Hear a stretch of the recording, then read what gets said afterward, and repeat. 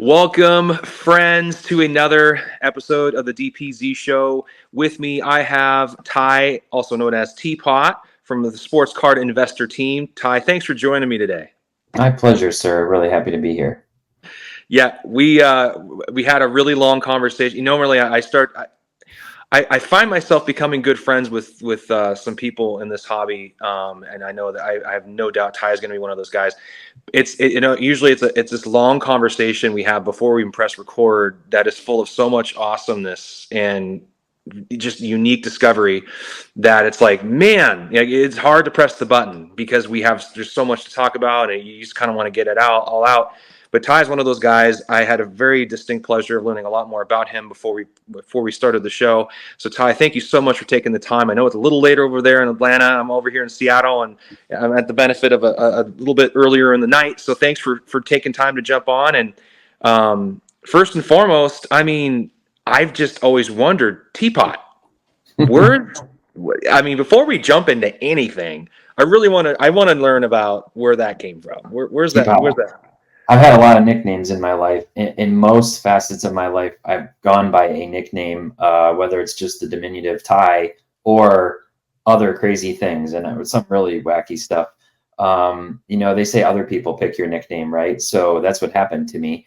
And it started out when I was working at a bank. My first job out of college was working at a bank as a commercial credit analyst. And some of the guys on the team just started calling me T-Cott. So my last name is Nethercott. So they just kind of shortened it up, T-Cott, T-Cott. We go out and play sports, soccer, ultimate frisbee, basketball, all kinds of stuff, you name it, go for runs. And that kind of stuck in my broader friend circle at the time too. And when I started a new job a few years later, I was on a small team. There was another Tyler already there. And it was just four of us in this cubicle pod. And they were like, well, what are we going to call you? We can't call you like Tyler. That's going to be so confusing. Hey, Tyler. And there's two of us, And I said, well, you can call me T-Cott. And this guy pops up over the wall. Jason was his name. Stands up over the wall and he goes, how about T-Pott?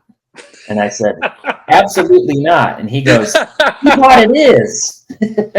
So they made me sing I'm a Little T-Pott as like a new employee hazing at our department meeting. And people just kind of ran with it. And so over the years, it went from just like my immediate team calling me that to me being introduced to new employees from another department as T-Pott. And it got to the point where in our building of 1,600 people halfway across the building going upstairs and whatever, be like, T-Pott, what's up, man? And yelling. So fast forward to when I joined the SCI team, and we were small. There were only a handful of us, 4 full-time employees at that time, and there was another Tyler. They said, what should we call you? I said, just call me T-Pott. So it's just, you kind of resist it for a long time and lean into it. I could have been T-Cott, which maybe would have been, less mysterious and more appropriate and understandable. But yeah, you're not the first one to ask me that. And I get some funny comments on our videos too about it. So here I am. That's cool. I mean, you've leaned into it. You've embraced it. At first, you're like, I don't want to be called a T-Pott. Now you're like, because I was always wondering, is it is it something else? It can't be T-Pott. That can't be his nickname, T-Pott. Yeah. I mean, he couldn't have come up with it himself because that's just a strange one. Yeah. But now you're like, what's ironic is my sister played Mrs. Potts in Beauty and the Beast in high school, so she was technically a T-Pott. And when we had our most recent baby, our fourth, my coworkers, they got us a little gift and whatever, and they're like, congratulations on the new teacup. So it's kind of just, I can't fight it now. It is what it is. I'll be T-Pott for a long time, I think. Yeah, lean into it, man. You got to lean into it. That's good. That's good. So let's talk about your journey, Ty. I mean, where did you come from, man?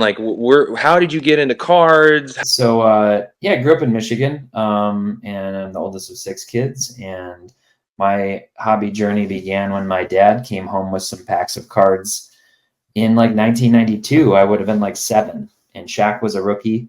And it was probably late 92, early 1993, and it was the great chase to get Shaq cards, you know, kind of like Zion Mania was a few years ago. Everybody wanted Shaq.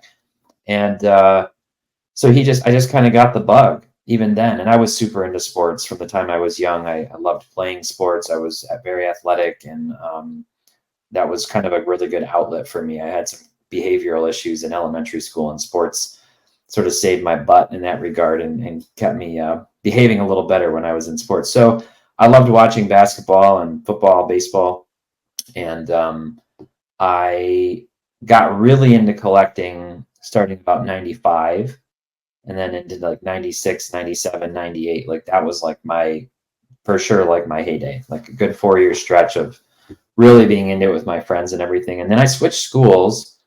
And when I got to my new school, you know, nobody there was into cards. I was getting into 8th grade, and it was like, I was just kind of focused on my academics and sports and trying to make new friends and fit in and all of that stuff.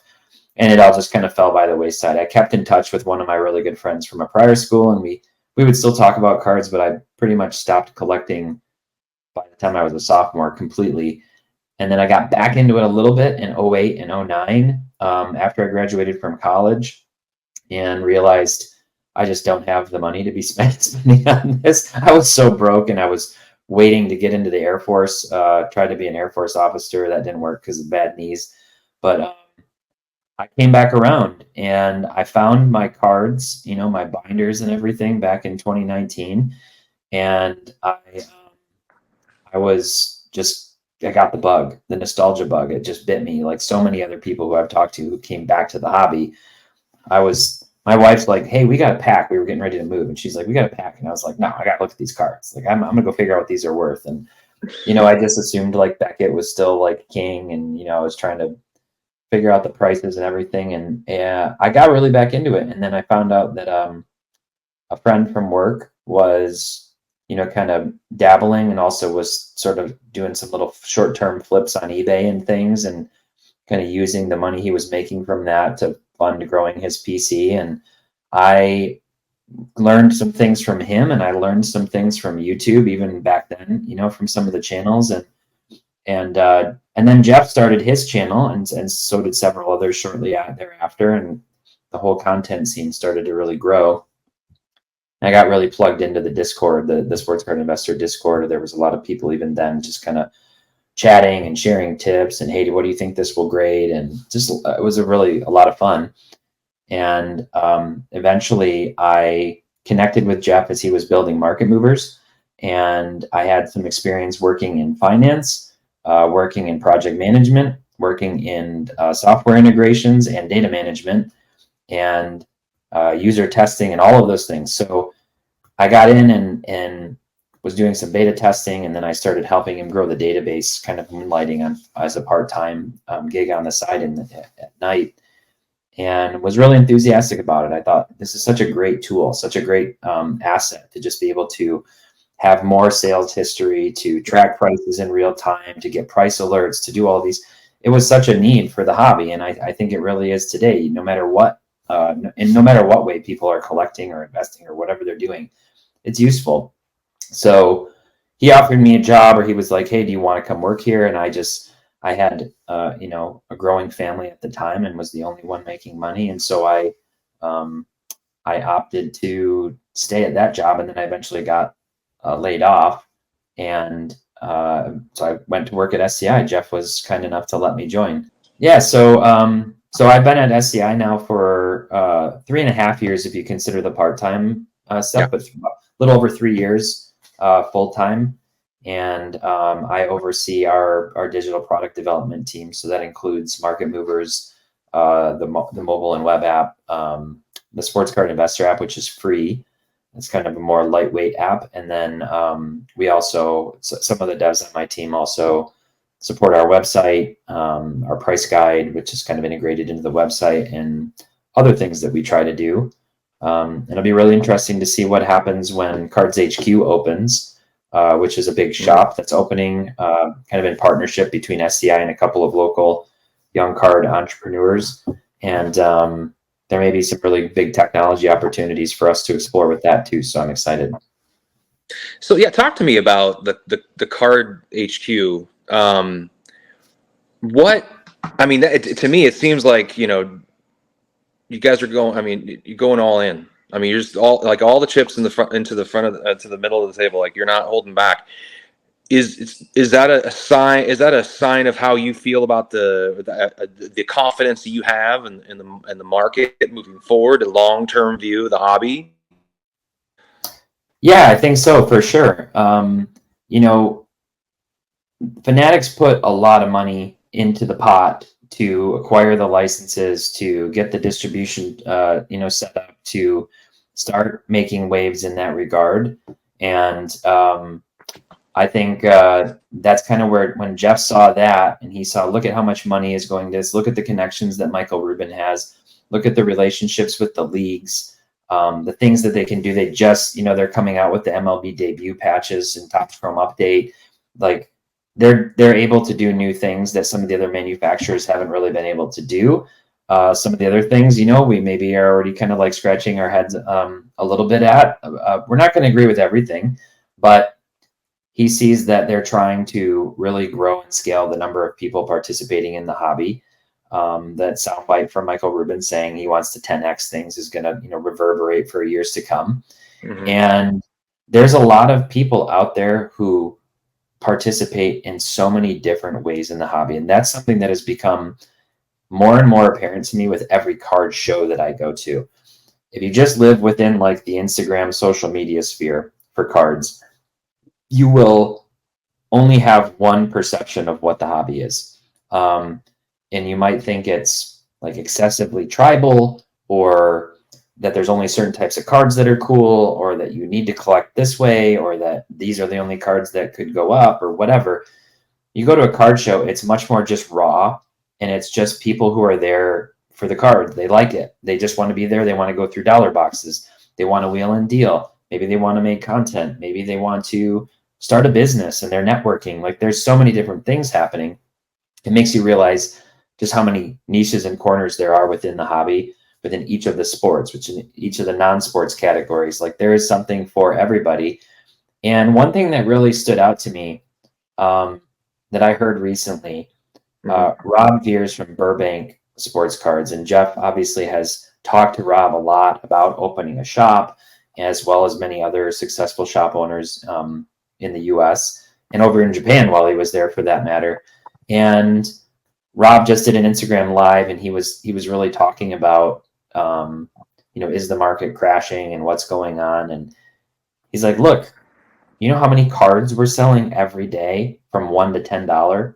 Like, that's their bread and butter. That's their like huge thing. That's where they make the most of their money, and they satisfy a lot of repeat customers. I've bought many things from Burbank over the years because, they just list fair prices, and they have this massive inventory, and they offer free shipping over $35, and it just becomes like really, a nice deal.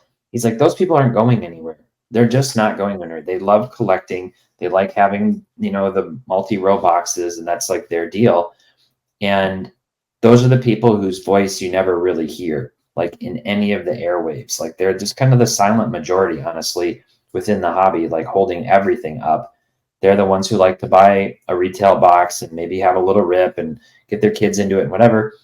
And then there's like another tier, like an upper, more upper echelons of different cards. And I love, watching Adam Gray and Jeremy Lee, like, break down auctions that are ending and talk about these like iconic cards and everything. And that's awesome too. But when we see those cards like coming down, what you don't see is that these same cards that are $1 to $10 haven't changed in price whatsoever for the last like 5 years, up or down. They're just like dollar cards consistently, old refractors, common other things, random Jordans that aren't like anything special, but they're still $1. And I think that's really an interesting part of what a physical card shop brings to the table. And so that's, the shop will have everything. The shop will have live selling. It will have live breaking. That's polarizing for people, but like it or not, a lot of people really enjoy that. And obviously we'll have high-end stuff. We'll have graded cards. We'll have Pokemon. We'll have everything. So it's a great opportunity for us to springboard from content into digital products, into expanding content, and now into something that makes a ton of sense, which is just opening a physical brick and mortar here in Atlanta and creating it as a studio and hopefully a hub where people will, be excited to travel in, maybe catch a Braves game, and Braves Stadium is going to be like a mile away. So it's really cool. Well, I think you bring up an interesting point, because I feel like a lot of the stuff I talk about, especially recently, has been about consolidation, the bigger cards, and how some of those prices are coming back down and retreating. Thinking about how many cards are really going to be valuable in the future. I mean, there's just a lot of that, and I feel that way. But you do bring up an interesting point, which is what I like. That's why I love talking and learning from a lot of different people and their different perspectives on the hobby and what they're seeing. It's interesting. I've kind of consolidated down to a very small amount of cards, but they're bigger cards. And like we were talking earlier, sell because A, the coolest cards, and B, it's going to be really hard to get them back without spending a lot of money. Yeah. But I'm dabbling in that space a lot, so I feel like I'm living in that space. So I'm feeling those emotions for that space, but I'm not. I started buying, the smaller, the more, probably more economically sound cards, a more providentially smart way from a financial standpoint per cards, and I was in that realm, and that's probably a good place to be right now, like buying, cards that are less than $500, less than $100, less than $200, and just enjoying them and collecting them. Those are probably kind of staying where they are, because they've come down. Yeah, everything's come down, but it's definitely come up since 2018, 2017. I think that the floor has been lifted, right? So yeah, that's a really good point. Yeah, That's a good point. you can look at the hobby through so many different lenses. And if you look at it at its most macro lens, like total sales dollars happening and total card selling, sales volume stuff, day over day, year over year, we know what that did. It went like this, and then it went like this, and then it did this, and then it went a little bit like this, and then it came down, and now it's just been going like this. Like at its highest level, it's just been going like that. But sales volume totals are still incredibly strong. And that's what people like Rob and others and anybody, all these eBay consignment, companies and everything, they'll tell you like they're still selling as many cards as they ever have. The prices of the cards have come down. They've stabilized. They've leveled out. They're not as, naively euphoric. So at that high level, things are coming down.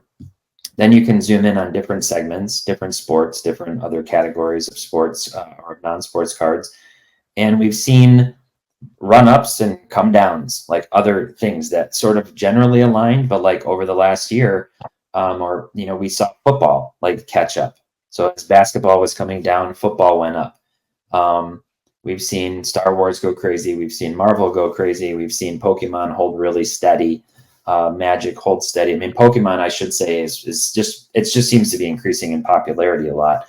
So you can do that, and then you can zoom in on different like price points for cards, and in onto different players, and you can say, what's happened with them. And in any of those cases, you can manipulate numbers or wait for a point in time, because all of this is timing. Every bit of it is just timing. You can find a point in time to go, gee, look how much this card has gone up. And you can find a point in time to go, gee, look how much this card has come down. I could show you, 3 days ago, how much Adolis Garcia's cards have gone up. And 2 weeks from now, I will show everybody how much they've come down, because he's out of the World Series and, it's over.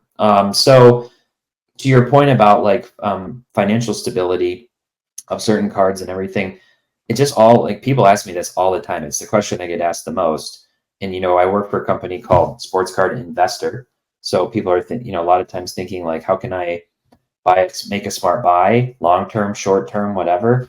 And I always am trying to understand, like, what are your goals? What are you trying to do? What is the purpose of your purchase? Do you like the short-term speculation hustle? You're just looking for something that should be rock solid long-term. And if that's the case, then a lot of those more iconic high-end cards are going to be the best bet long-term, provided you're buying them at the right time and not at some like recent run-up where it's going to get you into trouble, because that's what happened to a lot of people in 2021.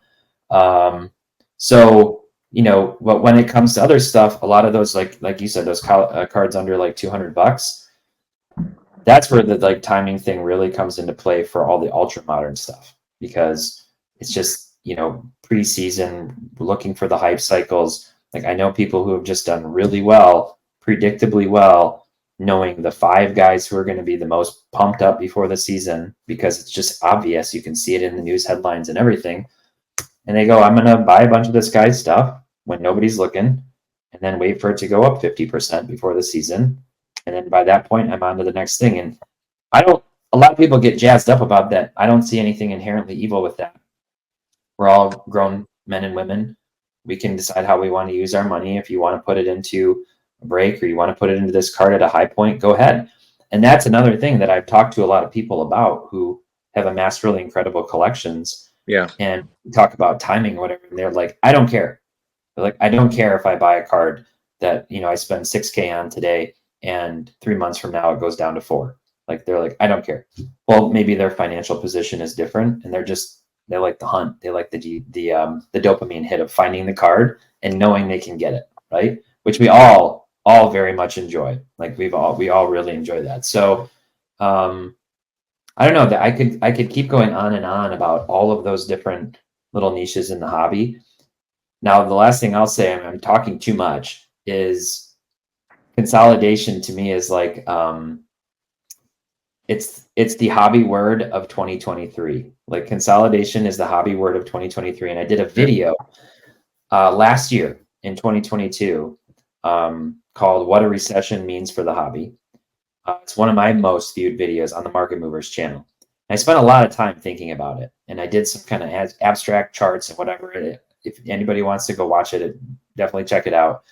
But I talked about that life cycle of like a collector, and you know, gave credit to the person who had originally brought it up on Instagram and just sort of unpacked it more.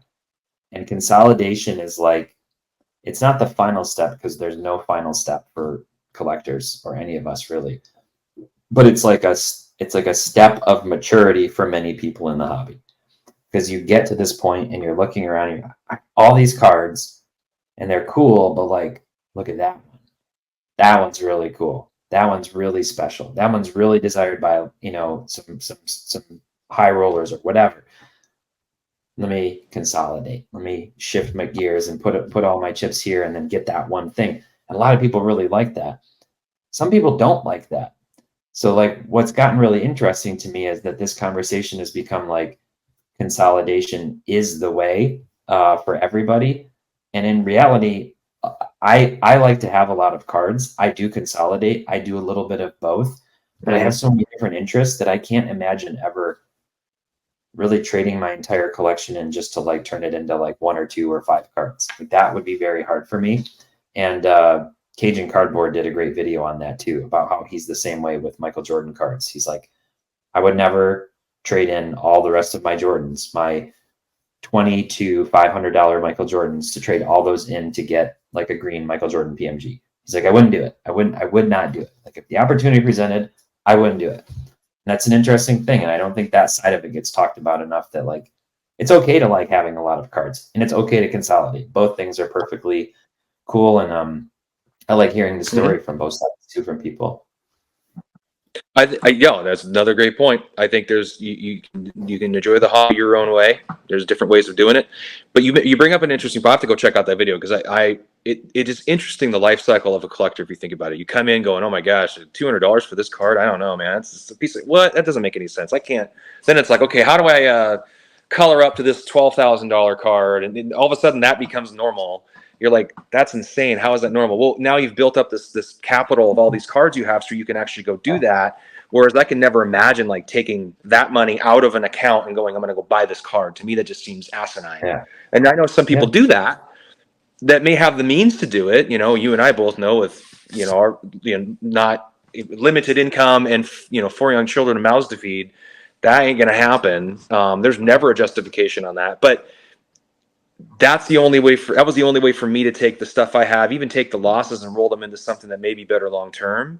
If you get some obscure cards that are popular within a certain community that I know well and I feel comfortable in, but also get some iconic cards that are going to probably mature well too. But to have them and own them and being part of that special club that own those cards. But there's a tax to that. There is a cost to that people don't talk about. That cost is now I can't play in this other sandbox as much because I've kind of put all my eggs in one basket, and I want to go buy some First Bowman Chromes, and where am I gonna find the money for the First Bowman Chromes? Well, now you have to get really creative. Like people know my latest push is I went and got an Acuna Refractor BGS 9510 and really good subs. I feel good about that. I'm probably gonna hang on to that to have something fun to feel good about. I got rid of all my Julio Rodriguez's, which is kind of sacrilege around here, but I figured I'll be able to get them back. There's so many of them. I'll get a nice First Bowman Chrome Auto at some point. And I might be able to work up and save up to get something like that. But, the big Griffey cards, you can't. You have to, basically find them. You have to find the way to get them by selling cards. But I think once you make those decisions, it sort of limits you. So then the recent thing for me, I'll mention, is I used to have a really cool Bo Jackson collection that I got rid of to color up some of these Griffies. And I'm like, I want to get some more cool Bo cards again. Not just this 88 Topps, PSA 10 or something like that. I'm kind of not getting that, or even the 87 Topps Tiffany. I might get that in PSA 10 because I just love that card. And it brings it's a nostalgic card for me. But I started looking at these really cool cards from Exquisite or National Treasures or Immaculate, these game worn, nice autos, buy them raw, even an Auburn auto, and you can see the jersey's obviously been used. You can tell it's dirty. It's stuff like that to me, and buy them raw, and then go grade them at PSA. To me, is kind of fun, right? It's and it's not super expensive. It's a way to hobby without breaking the bank, but still be able to collect cards. So I'm actually starting to build. I'm actually collecting slabs again, to be honest, Ty. I'm actually putting together. I'm kind of going in that different direction. So it's interesting. You say, yeah, we do all this, we do this, and then we're like, but wait, I still want to do this. And so you start doing that, and it's interesting. We're collectors. It's what we do. Yeah. So. Yeah, and I mean, one of the coolest parts about the hobby is there's so much discovery. There's so much that you don't know. Even if I feel like I'm pretty well versed in basketball cards. I mean, that's what I grew up collecting, was basketball in the 90s. And so anything from, like I said, when I started collecting 92, 93 forward, I feel pretty well versed in. There's definitely cards in the 2000s that I've never seen before. And that's been really cool, peeling back the layers of that onion, because there's some awesome athletes and some awesome designs from that period. But I still see cards from the 90s that I never knew existed. And that every time I do, I'm like, how have I never seen this card? I've never seen this insert or this, whatever it is.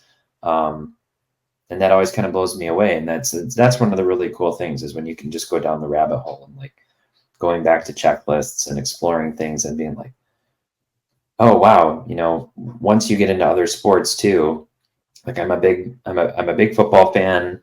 Baseball has kind of slowly and quietly become probably my favorite sport. And I don't know as many of the sets for those. And a lot of those players and inserts for people not named Griffey and Jeter are really cheap, really cheap compared to basketball cards. It's why the Kendall Gill is the same price as the Frank Thomas. This doesn't make sense, So that's a really cool thing to do too. And it can kind of help you pump the brakes a little bit on trying to attain the higher end stuff, if that's what you've kind of been doing, and just go down a rabbit hole of other inserts and things that are just really cool to look at. You can show them to your kids or build a binder and do some of that. I'll give you a suggestion, and for those of you listening on this channel, a suggestion as well. Some of you haven't. Go back and watch the Rodney Vallejo Rodfest video about Ken Griffey Jr. I know it's a pretty deep dive, but there are some really, really cool cards, really cool sets from the 90s that are just underappreciated. People don't, serious collectors, of certain players probably know some of these sets, like 98 Pinnacle Plus, Select Certified from 596. There are some really, really cool. Pinnacle, for some reason, they just hit it out. Their technology on foil tech technology was out of this world. The mirror cards I mean, dive into that world, and you don't have to spend a ton of money. Like you said, if you're not buying some of the key players, but even if you are buying like a Griffey or a Jeter, you can find some of those cards raw or graded at lower grades because they're so Yeah, condition sensitive for yeah, really, really inexpensive price, and you can grade them raw, and they're beautiful cards. Like that's one of the reasons I bought one from Rodney raw, and I'm grading it with PSA. It's an artist proof gold Ken Griffey Jr. out of 100. And this is not a super expensive card, but it's a really, really beautiful card in hand. It's like, this is amazing. So there's stuff like that, like all that discovery you're talking about. You can learn about different sets that just, I mean, people like flash, people like things that are shiny, and we love our refractors and stuff like that. There's technology, there's Dufex technology as well, Dufex technology in the 90s as well. So many cool card sets that you're just never going to see again, and you can go capture some of that history, and it doesn't have to break the bank. You're right. There's a great way to explore the hobby where it's not expensive, and it's good to have those conversations about all of it. I'm going to have this Grail series coming up. I love talking about the expensive cards because it's fun. But yeah, I'm not playing in that sandbox anymore because I don't have the money to do it. I'm really happy with what I have. I don't want to sell anything I currently have that I'm keeping. It's about 15 cards, but I'm just really happy with them because I just know I won't get them back. But to continue collecting and enjoying the hobby, there's ways you can do it that's fun and still meaningful, right? You can still get yeah, cool cards yeah. that are meaningful to you. And yeah, it's just ways you have to do it. You have to be just more mindful of how you do it. Use grading. I mean, grading services right now are very inexpensive. You can get deals on Express, like $99. There's little ways you can do things to get a really cool card that you want to get back fast. Throw it in Express like that, and then you have it. You just display it. Like my display case I had in my room, our master bedroom, which my wife loved. I had two of those 35, and when I first started collecting, they were full all the time. And then I got into this consolidation thing, and I don't want to expose my cards to light. Then there was nothing in there. And then I'm like, well, that's not this. The fact that these are empty signify that I'm hobbying in a very distinct way. Is it the right way or wrong way? I don't know, but I'm not hobbying the way I started, and I probably should be. I need to get back. I need to fill these suckers up with just like $20 cards that are slabbed or not even slabbed. Just put cards in there. Like my Project 2020 set with Ken Griffey Jr. I collected the whole set. I'm going to grade the whole darn thing. Even the Keith Shore. I'm going to grade it with PSA, get them all in those slabs. I can display them. The Project 71, same thing. I'll fill that sucker up and it'll be cool. It'll be meaningful. The Bo Jacksons, I mean, stuff like that. It kind of like reinvigorated me in a way. So very good points you're making. I did a Anyway, video. I did a video at one point. I don't know the date. It's probably been a year and a half now, maybe something like that, about like 27 types of collectors. And that was another thing I had been keeping like a list on my phone for quite some time and like trying to be observant and just look at like what are people into, what do they collect? And so I kind of broke that down, and I think that's like a huge first step to entering the hobby or returning to the hobby, is trying to identify what type of collector you want to be, what resonates with you. Is a specific player really special to you? Is a team special? Is there a product that you find to be really cool for some reason? There's so many different ways to go about it. Is it just an era? You really love vintage. You love those cards. There's so many different styles. Is it, you love the high end, you love this type, and that's a video I like to point people to, when they're coming, like I said, when they're coming back, they're just like, what should I do? There's so many different cards. And it's something that we're covering in the Sports Card Collecting and Investing for Dummies book that we're actually writing, which is another really cool opportunity. Education, something that is really important to the content that I get to do for SCI. I try to make this stuff really educational and thought-provoking and helpful for people of all different tenure in the hobby. And we're writing that book, and there's a whole chapter on being a collector, and part of it just like discover your identity. And then it's okay to change that. It's okay to change that. You can morph along the way. You can make decisions to change. Maybe you're like, I want to have this side project. I have an Instagram account set up. Instagram's kind of frustrating because it's really hard to compartmentalize things, right? You can't like choose how you sort posts and do anything like that to like really curate how you display your collection. But I've started, you know, separate accounts. I have my main one, Drum and Card Collector, which is like a PC that I started when I came back to the hobby and have been able to get this insane Andre Drummond collection. And then I have all my, I'll call like all my other stuff at T-Pott's Cards. But then I started another account called Stadium Club Cards. And that account is, I just really like Top Stadium Club. Over all the years, from, you know, first year until now, the photography is just so good in that product. Full bleed is amazing. I love the bleed. It's one of, you know, it's just, there's so many things I like about that product. And then there's a few specific things that I wish they would change on the newer releases. But I've really leaned into going after a lot of those cards, the image variations, the gold minted, the like a lot of different stuff. And then I also will post other really cool images, like specifically image variation cards from other products, like on that one. It's kind of become very baseball centric because it's Topps, but you know, I have older stuff from other sports and some soccer and other things too. So yeah, you can just lean into it so many different ways. And then if something gets stale, or like for me with the Drummond collection, I really haven't gone after a ton of stuff in his non-Pistons jersey, other than like golds and one-of-ones. And then sometimes I'll chase after those. But I've put like in my Instagram description now, like mostly closed PC other than like specific, handful of cards, because I have like almost everything. Like it was such a crazy journey of like 4 years of pursuing all these things. And I don't know if I'll ever see some of the like missing black prism one-of-ones and stuff that I have. Maybe eventually, probably, but otherwise that was a fun project. And there's something really cool to being able to have, I mean, I think I can say this pretty confidently, like the best player PC in the world, like of a specific player. And it's really hard to do that with like the top tier player, unless you just have like an insane budget, right? But like for a guy like Drummond, who was the best player on the Pistons for like 8 years, that's a cool like personal type of thing, and I liked his style of play, and so it was a lot of fun putting that together. Yeah, your hometown you're probably rooting for, and so has a different personal attachment for you.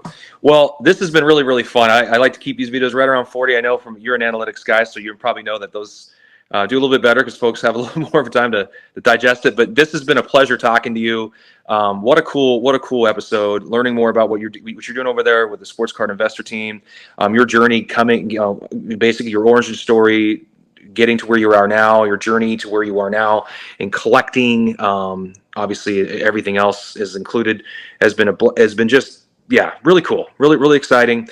Very, very excited for what you guys are about to embark upon.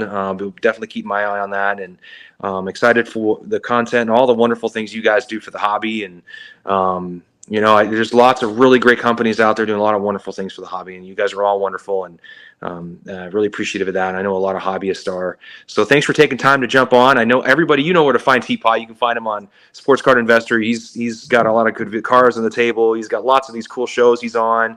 Definitely go check out that video he alluded to earlier. What was the name of that video you talked about?